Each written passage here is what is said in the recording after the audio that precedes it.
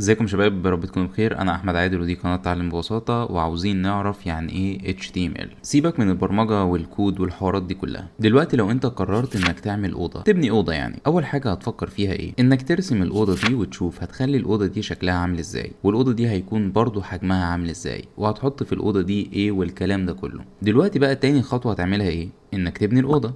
فهتجيب الطوب وهتجيب الاسمنت وتبدأ تبني مية مية. احنا بقى كمبرمجين عاوزين نبني ايه؟ احنا كمبرمجين عاوزين نبني موقع ويب، زي اي موقع انت بتشوفه على النت. اي موقع انت بتشوفه عبارة عن بيت شخص رسمه، بعد كده بناه، بعد كده حط الديكور بتاعه وطور من البيت بتاعه شوية وحط فيه وظايف، زي لما يدوس مثلا على مفتاح الكهرباء اللمبة تنور، دي وظيفة موجودة في البيت. طور من نفسه اكتر وعمل بيت ذكي او سمارت هوم، ان مثلا لما الشخص يخرج من البيت فالنور بتاع البيت كله يطفي، وهكذا لو دخل البيت برضو النور كله يقيد. يبقى تاني كده احنا عاوزين نعمل ايه كمبرمجين؟ احنا عاوزين نبني موقع. طيب لو كنا هنبني بيت فاحنا كنا هنبنيه بالطوب. طيب الموقع ده حاجة انا ما اقدرش امسكها، يعني حاجة معنوية، حاجة انا بشوفها بس لكن ما اقدرش امسكها في ايدي. طيب هبني الموقع بتاعي ازاي؟ قالك بابسط حاجة هتتعلمها في البرمجة كلها، وهي ال HTML، هي اللي هتخليك تبني الموقع بتاعك ده. الطوب بتاع الموقع، يعني الطوب بتاع البيت اللي انت بتبني بيه. احنا ما عندناش طوب بقى في الموقع، لا احنا عندنا ال HTML اللي هتبني الموقع ده. هتقدر تبني الموقع بتاعك زي انك تحط مثلا فوق نص تحت نص،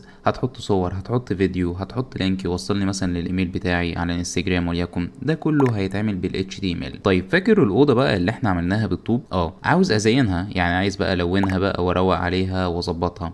فاحنا في الواقع بنجيب دهان وندهن الاوضه دي. امال في البرمجه بقى بنعمل ايه؟ احنا بنستخدم حاجه اسمها CSS عشان نزين الموقع اللي احنا عملناه ويكون شكله خطير زيك كده. يبقى في الواقع بنجيب دهان عشان ندهن الاوضه بتاعتنا، لكن في البرمجه بنجيب ال CSS عشان تدهن او عشان تلون او عشان تزين الموقع بتاعنا. طيب فاكر بقى لما قلت لك الراجل اللي طور من بيته وحط فيه وظايف، زي ان مفتاح مثلا كهرباء متوصل بلمبه لو داس عليه يفتح او يقفل اللمبه دي فانكشن او وظيفه معينه. يعني هنا برضو نفس المفهوم هيتعمل على الموقع. الموقع بتاعي بعد ما بنيته بال HTML ولونته بال CSS، عاوز احط فيه وظايف بقى. عايز مثلا لما ادوس على حاجه في الموقع فعلا تشتغل. مثلا بنيت زرار، فانا عايز الزرار ده فعلا لما ادوس عليه يشتغل ويوديني في حته تانية. هعمل الكلام ده كله ازاي؟ دي بقى بحاجه اسمها لغه برمجه اسمها جافا سكريبت. كل الكلام ده انا عاوزك تنساه، انا مش عاوزك تفتكر غير حاجه واحده بس اسمها HTML. انا قلت لك ليه الكلام اللي هو اسمه CSS والجافا سكريبت والكلام الغريب ده؟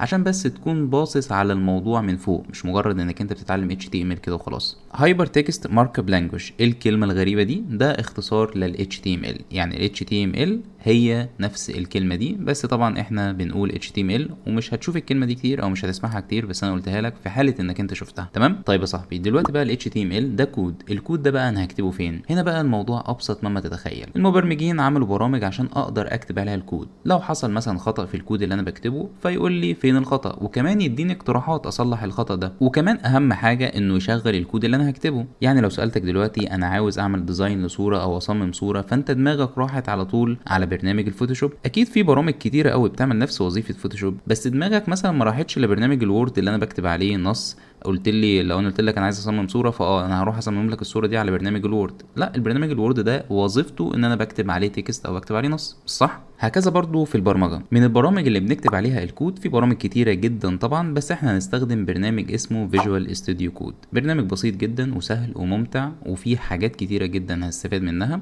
هنعرف ان شاء الله في الجزء اللي جاي ازاي نحمله ونظبطه، عشان اهم حاجه تظبيط الشغل. يعني تظبيط الشغل اهم من الشغل. فروق على نفسك كده ومستنيك في الجزء اللي جاي.